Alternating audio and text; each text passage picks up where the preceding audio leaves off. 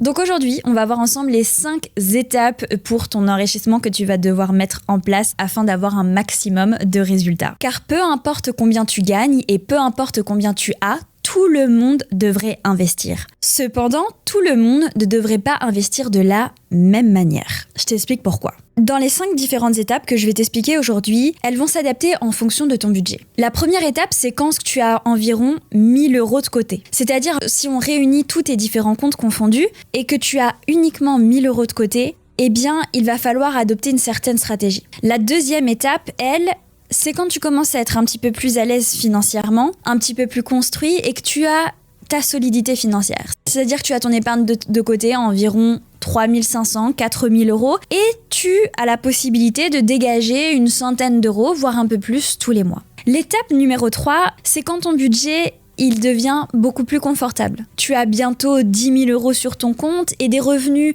qui ont potentiellement un peu augmenté et tu as la possibilité d'investir un petit peu plus tous les mois. L'étape numéro 4, c'est lorsque tu as environ 100 000 € de côté et que tu vas pouvoir commencer à faire des investissements qui soient un petit peu plus complexes, un petit peu plus risqués et que tu vas pouvoir en fait commencer à prendre encore plus de risques.